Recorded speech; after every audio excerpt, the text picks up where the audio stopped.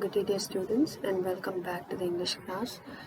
In yesterday's class, we had started with this chapter called In the Lap of the Himalayas, and we had seen how this chapter is about the state of Uttarakhand and the natural beauty of this place.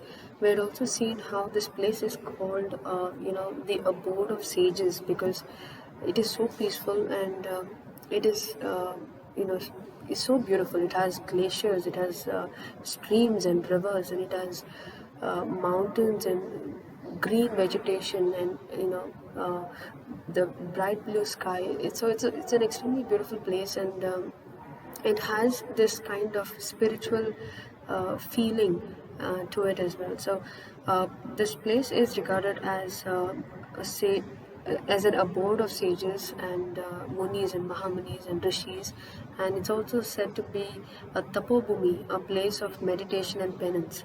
Okay, and besides that, we also know that in Uttarakhand we have the source of the rivers Ganga and Yamunotri. So that is another reason why this place becomes all the more significant. Yesterday we also looked at how Uttarakhand is famous for its char dhams, that is Yamunotri, Gangotri, Kedarnath, and Badrinath, and how it attracts a lot of pilgrims every year especially because of these char dhams. And besides that, also it is naturally beautiful. So just even if you don't go there for religious purposes, you will still be fascinated by the beauty and the peace in that place. Okay, so we had seen that this author has written about his journey to Uttarakhand and what is it that he liked there.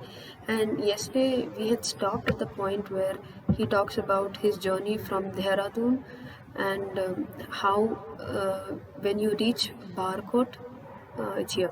Yeah, you can either go to Gangotri or you can carry on forward to Yamunotri, and from there, if you carry on forward to Yamunotri, you would reach this place called Hanuman Chatti. And Hanuman Chatti is, we had looked at a picture of it yesterday. It's like there's a temple there. And what is significant about this place is if you're traveling by your vehicles, you'll have to keep it right here. And from here on, you'll have to take the rest of the journey, or you'll have to continue the rest of the journey on foot or with the help of a pony. Okay. So now in today's class we're going to be looking at Yamunotri and Gangotri and what is so famous about this place, and if you go to that place, what are some things that you will see. Okay, so this author first goes to Yamunotri. So he tells us Yamunotri is only 13 kilometers from Hanuman Chatti. Hanuman Chatti is that same place where they had to keep all their vehicles and move on. Okay, so 13 kilometers from there is Yamunotri, and if you remember in yesterday's class I told you Yamunotri is that place where the river Yamuna originates. Okay, so it's a very sacred place and it is one of the char dhams, right? Now, but it is better to proceed another 6 kilometers and have the night halt at Janaki Bai Chatti. The journey to Yamunotri is simply breathtaking. Okay, so it's simply awesome when you just going to the place of Yamunotri. Yamunotri is beautiful, but even the journey to it is extremely beautiful. Why? There are high snow-covered peaks all around, glaciers, streams, and waterfalls. So just imagine this: there are glaciers. You can see the ice, and from the ice, maybe the ice melts and it forms into streams, and there are waterfalls around. So it's all those windows wallpapers that we get. This is what Yamunotri really looks like, and even probably better than that. Okay, so there is vibrant green foliage and vibrant green foliage. Foliage simply means vegetation. The trees around the place, so it's nice and green. Yesterday also you remember the pictures that we looked at. That's basically what they are talking about. And the pristine air are a sheer delight to tired city lungs. So the air that he's saying is very pure, because this place is not like the cities that we have today, which has so much of construction, so much of vehicles, so much of pollution. This place is set high up on the hills, and there's a lot of trees and mountains, so it's relatively untouched by civilization, let's just put it that way. Okay, so if you go there, you can just enjoy the fresh air that you will breathe in. Okay, and the cool atmosphere around the place. Okay, so it's a sheer delight, he says. It's a complete pleasure to tired city lungs, because in the city we inhale a lot of smoke, a lot of polluted air. Okay, but that is not so once you go to Uttarakhand. Okay, Yamunotri is 3,322 meters above sea level, and it is located on the western bank of the great peak of Bandarpunj, meaning monkey's tail, which is 6,315 meters high.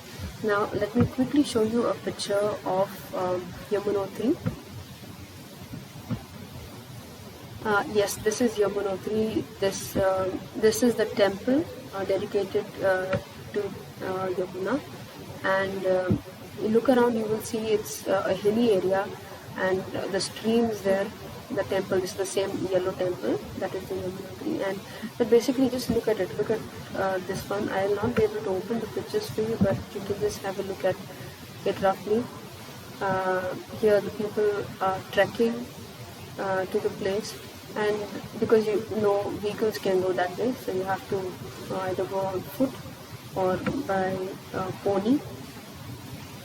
Okay, so just look at the natural beauty of this place is all I'm trying to tell you to see. Okay, and yes, like I said, it is untouched by civilization. There are these places where you can stay, and there are these temples that is what you'll find there, but otherwise it's pretty much quite green, and look at the water, the streams and the rivers around the place. Okay, so going to this place is extremely beautiful, and the place Yamunotri itself, which is the origin of the river Yamuna, is also an extremely beautiful place. And we are told that this Yamunotri is situated on the western bank of Bandarpunj. Bandarpunj is a mountain. This is a very rough picture of Bandarpunj. It is a snow-capped mountain, and on the western side of Bandarpunj we have Yamunotri. So somewhere north, south, east, west. So somewhere on this side you have Yamunotri. Okay, so from Yamunotri you can definitely see Bandarpunj. That is all that they try to say. Okay, and yes, I'll quickly just show you this. It's not part of the lesson, but it's interesting to know that the name Bandarpunj literally means monkey's tail in Hindi, and is a mountain in the western Garhwal region of Uttarakhand. It is a reference to Hanuman, the monkey god and mighty warrior, who went to its summit to extinguish his tail when it caught fire in the battle alongside King Rama to rescue the princess Sita from the evil forces of the demon Ravana in Lanka. So that is the reason probably why it is named Bandarpunj, because it is a reference to Hanuman's tail that caught fire, and he went to these mountains because of the snow, probably to extinguish the fire from the tail. Okay, but this is again a mythological understanding of it, and anyway, so this is Bandarpunj, and on the western side of this beautiful mountain in Uttarakhand is our Yamunotri, with its temple and the origin of the river Yamuna. Okay. Now, yes, we are also told that Yamunotri is 3,322 meters above sea level, which shows that it is a hilly area. And we have just looked at pictures, you can make out that it is a hilly area. And the mountain itself is quite high. Bandarpunj is 6,315 meters high. Okay. Then, the temple of Yamuna and the hot water springs nearby attract a number of pilgrims. Now, when you go to Yamunotri, what do you do? Why is it so famous, and what can you really do there? We have the hot water springs nearby, which attract a number of pilgrims. Okay. Now, hot water springs are these naturally hot kind of, you can call it a pond of water that is available. Nobody's done anything there, but it is just naturally hot. Okay.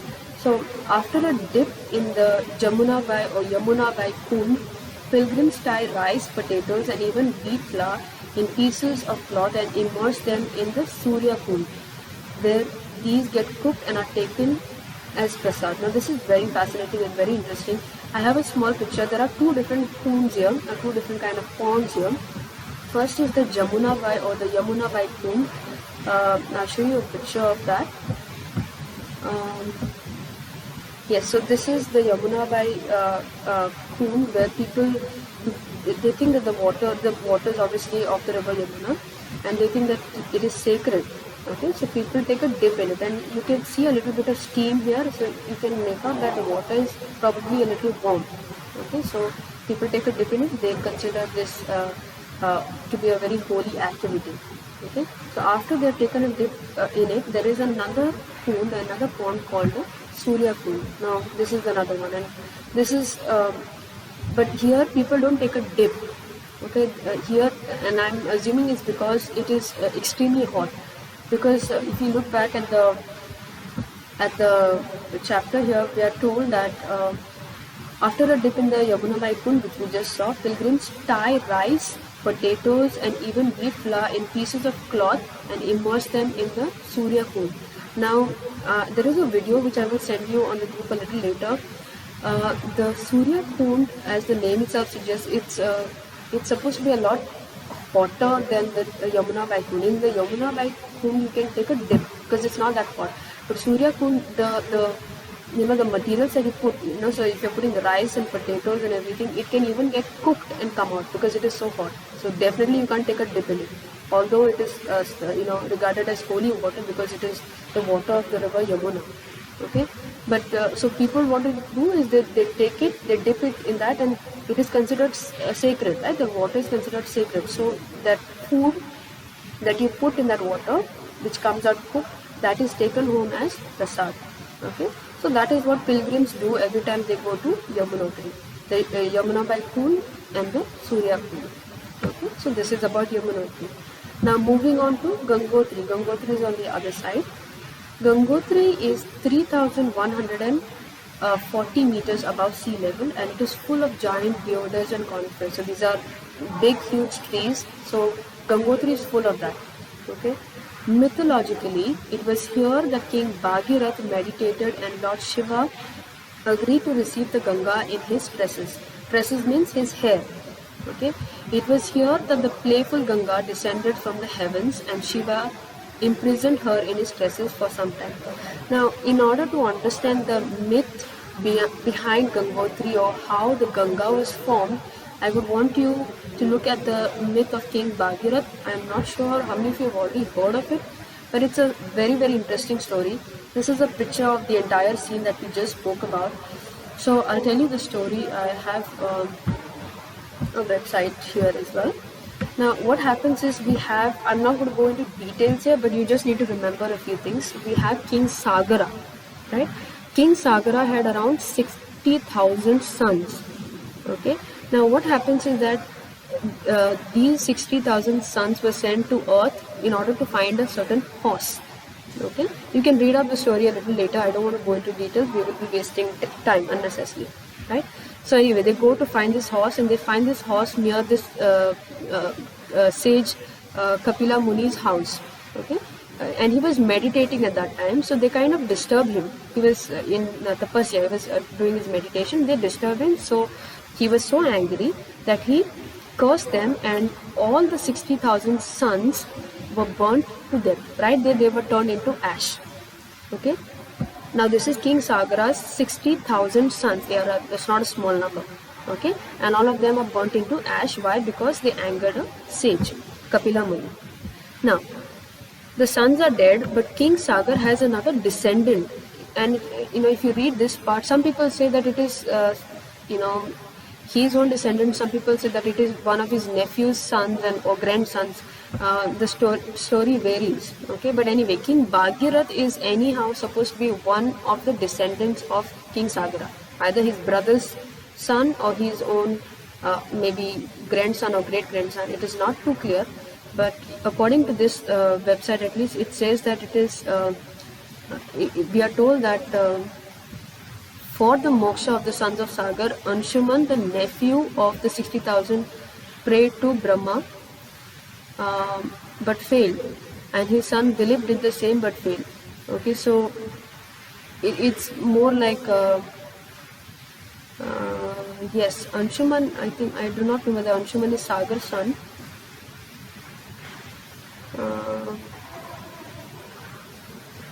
Yes, it's not. Yeah, it doesn't really say clearly. It could be some his other son, Sagar's other son, or it could be, um, you know, one of the nephews. But either ways, let's not waste time on that. All we know is that he is part of the family. Bhagirath is somehow or the other related to King Sagara and the 60,000 sons. That is all that we need to be clear about. Okay, then. So they tried in their level best to try and save all the souls, the dead souls, but nothing worked. But King Bhagirath was a little different. Okay, so he was one of the descendants of Sagara, the son of Dilip, and he found out about what happened to his ancestors, the 60,000 ancestors. Okay, so saddened by their fate, he wondered if there was a chance that they might live again, be reborn, or attain moksha. Okay, so he wants to know how he can help their souls, because now they are cursed. They were cursed by a sage and they died on the spot. So they have not received moksha or rebirth. Okay, so what he does is he goes back to Kapila Muni. Kapila Muni is the same person who had cursed the 60,000 ancestors of King Bhagirath. So he went and asked him if there is any way in which his ancestors can attain moksha or be reborn.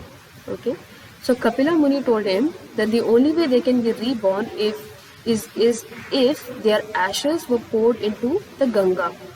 Okay, now this is the interesting bit. It says here, for this the Ganga would have to descend from heaven to earth. That means we are talking about a time when Ganga was not a part of the earth. She was in heaven. The river was in heaven. The river goddess, you can say, was in heaven. Okay. So he says the only option is you have to bring that river goddess Ganga from heaven, okay, to earth. Okay. So he then vowed that he would bring her down to earth. Okay, that is King Bhagirath. He says somehow or the other I will do something or the other, but I will bring her to earth because that's the only way I can save my dead ancestors. Okay, so what Bhagirath did, he did tapasya. He meditated and he prayed and he pleaded Lord Brahma that the Ganga should come down to earth. So Brahma was very happy with all the penance and all the prayers and the meditation. So he agreed and he ordered Ganga to go down to earth so that the souls of Bhagirath's ancestors could be freed. Okay. Now Ganga, she has to listen to Brahma, so she agreed, but she said that the force of a fall would end up destroying the earth. Okay, she says that I can come to earth, I have no problem. Okay, but the thing is I am so strong. Okay, I have so much of force that if I come down to earth with all my natural force, then I will destroy the entire earth because I am so strong. I flow with so much of force. Okay, so she has a very valid point. Okay, so then Bhagirath, being very smart, he prays to Lord Shiva and he requests him to hold her in his head. Okay, so that is why if you look at it, this is the goddess Ganga. She's coming from heaven. That is how the picture shows, and she's coming in on all her force. But this force can destroy the earth because she's very fast. Okay, and she's very violent. Okay, so this is King Bhagirath, by the way. This is him. He is praying. So he prays to Lord Shiva, who's right here. He says, you take her in your tresses, in your hair, and from there let her flow down to earth, because that's when she will be divided. Okay, and she will be divided, so her force will be broken down. Okay, and she will not destroy. She will come to earth because I want her to come to earth because I need her to save my ancestors. But at the same time, she should not destroy the rest of us who are already on earth. Okay, so in that way, we are told that she falls on Shiva's head and he contained the force of Ganga in his locks, in his hair, and let her out in small streams. Okay, so then Bhagirath was able to immerse the ashes of his ancestors in the river and they were freed and they were reborn. Okay, so remember this, the reason or the story behind how Ganga came down to earth from heaven, she's considered as a sacred river. Okay, but this is the story of Bhagirath and how with his penance and with the help of Lord Shiva, he manages to bring Ganga from heaven to earth, and definitely she is considered sacred. Okay, so and this happens, by the way, all of this happens in Gangotri. Gangotri is this place where he meditated, and Gangotri is this place. This picture that we are showing, this is Gangotri. Okay, the place where Ganga reaches the earth from heaven. She comes down to earth because of the meditation or because of the prayers of King Bhagirath. Okay, so that is the mythological understanding of Gangotri. Okay, so I hope you've understood that, and let's move on. We are told that the original temple, now in Gangotri also there is a temple, like how in Yamunotri there was a temple, the yellow color temple that you saw. In Gangotri also there is a temple, and this original temple dedicated to goddess Ganga was erected in the 18th century by the Gurkha commander Amar Singh Thapa. And yes, I have a picture of Amar Singh Thapa that we can have a look at. Yes, this is Amar Singh Thapa. He is he was said, it is right here, it says here he was a Gorkhali military general, governor and warlord in the kingdom of Nepal. Okay, and most of you should know this also, Nepalis are mostly Hindus. Okay, so he is credited with building the temple dedicated to goddess Ganga, and I think I have a picture of the temple as well. Yes, this is the temple, the white one. Okay, this is the temple in Gangotri dedicated to goddess Ganga. Okay, it still stands. It was built in the 18th century. 18th century means the 1700s and so, but it still stands, and it is still a place that is thronged to by a lot of Hindu pilgrims. Okay, now let's move on with the chapter. Yeah, so he says here that it was built by Amar Singh Thapa, the Gorkha commander. Though the water is ice cold, pilgrims take a dip before offering puja. Good accommodation is available in Gangotri. Okay, so in the Ganga water here in Gangotri is ice cold, but again it is extremely holy. That is what is believed all around India. Okay, so people still, even though it's cold, they take a dip in that before they offer their puja. And we are also told, the author tells us that good accommodation is available in Gangotri. Okay, so you can stay there. There are hotels and everything, so you can stay there in Gangotri. It's a good place to go. Then, on the return journey, you can halt at Utkarshi and return to Dehradun via Tehri the next day. So he's just giving you ideas of, if you ever plan on traveling to that place, these are some places that you can stop at and you can go to. Okay, let's move on.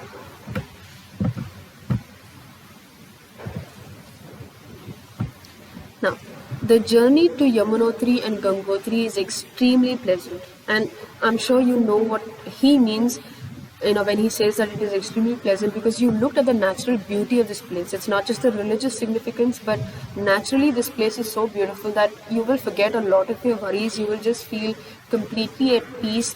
You will breathe in that fresh, clean air, and you will just enjoy the atmosphere. It's very, very pleasant. It's very cool and just very different from what we are used to.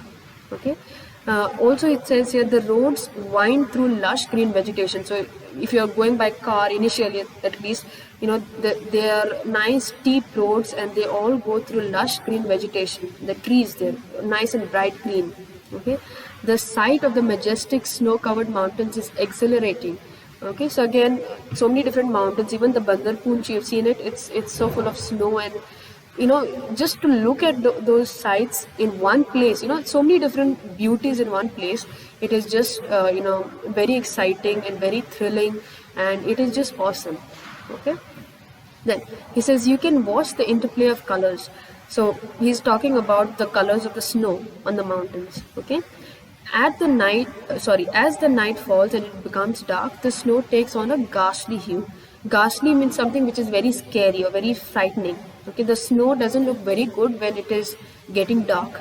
Okay, but when the moon rises, so when it's pitch dark and the moon rises, it turns a glittering silver. Glittering means like a shining silver color. So with the light of the moon, it looks like as if the snow is shining. Okay, come early morning and the snow becomes a delicate pink.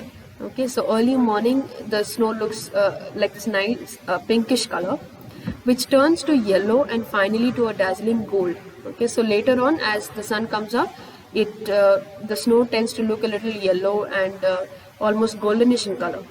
Okay, this is nature's own canvas. So the author here, he's just trying to say that this is nature's own canvas. It looks like as if nature, canvas is used when a painter wants to have a painting. He wants to make a painting, he will use that white color board, which is his canvas.